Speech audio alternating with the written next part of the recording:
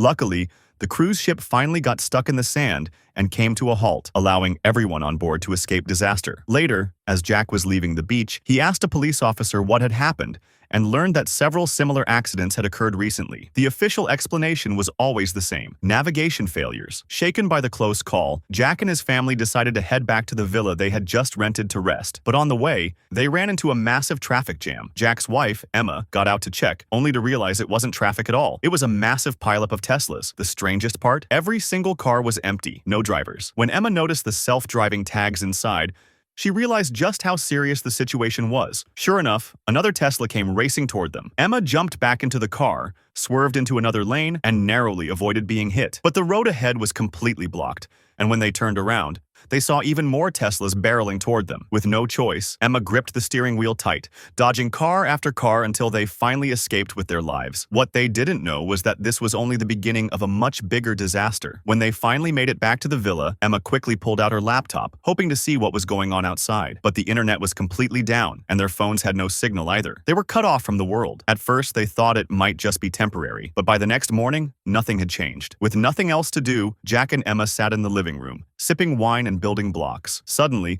they heard a car outside, followed by a knock at the door. Alarmed, Jack grabbed a small ornament for protection and opened the door, only to find a black man and his daughter standing outside. The man quickly explained he meant no harm. His name was George, and his daughter was Mia. He claimed he was actually the owner of the villa, the one who had rented it to them online. Since the deal had been made entirely over the internet, they had never met in person before. Though his arrival was unexpected, Jack let them in. George explained that the city was in chaos, massive blackouts, no internet, and people starting to panic. For safety, he had brought his daughter back here. He tried calling Emma, but with no signal, he had no way to reach her. He just wanted to stay for the night and sort things out tomorrow. Emma, however, was suspicious. What if they were robbers? Jack argued that George had the keys and even offered $1,000 in cash as compensation. Why would a robber do that? After some back and forth, Jack agreed to let them stay, but Emma remained on edge, even demanding George show his ID. George admitted he left his wallet back in the city, which only fueled her doubt. Just then, the TV cut in with breaking news. Most of the country was now under a state of emergency,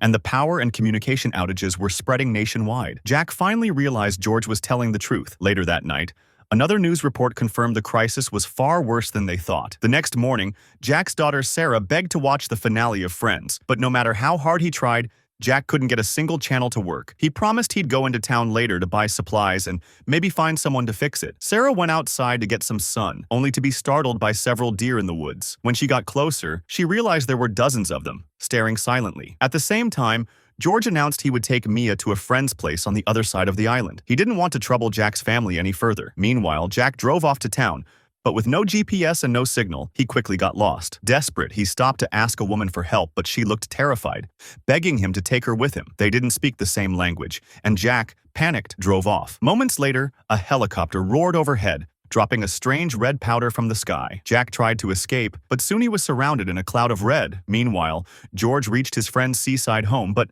it looked like a storm had torn it apart. Windows were shattered, and no one was inside. On the beach, George found wreckage, scattered belongings, and even a severed hand buried in the sand. It was the aftermath of a plane crash. As he turned, another plane came roaring down toward him. He sprinted for cover and barely made it inside as it exploded nearby. Terrified, he realized this wasn't just a blackout. Something had gone terribly wrong with the nation's satellites. Back at the villa, Emma was also rattled by strange noises, and after hearing George's account, she had no choice but to believe him. Not long after, Jack returned, shaken, holding a red-stained flyer dropped from the sky. Whatever was happening outside was far worse than they imagined. Emma begged Jack to take the kids and leave, but when they tried, they ran into gridlocked traffic once again, forcing them to turn back. From that moment, the world around them grew stranger. A flock of flamingos appeared out of nowhere in their pool. The next morning, Jack's son Michael discovered his teeth were loose, falling out one by one. Emma panicked. Michael recalled being bitten by a bug in the woods. While Emma and Mia went searching for Sarah, who had gone missing, they found themselves surrounded by a herd of elk. In a desperate move, they screamed and shouted until the animals finally backed off. Meanwhile,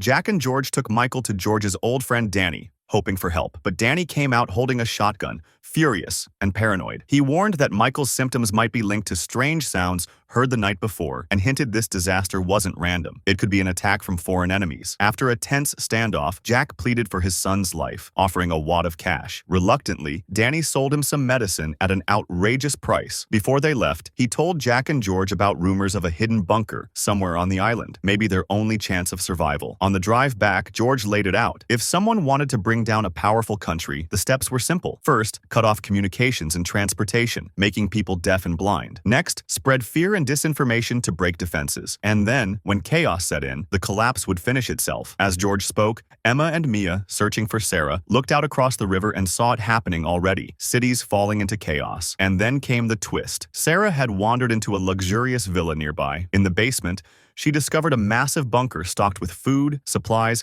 and emergency equipment. The screens inside blared warnings. The country was under an unprecedented catastrophe. Radiation was spreading in populated areas, and everyone needed to take shelter immediately. But Sarah didn't notice. Her eyes were fixed on a DVD box set sitting in the corner. Friends, she sat down, popped it in, and finally got to watch the finale she had been waiting for all this time.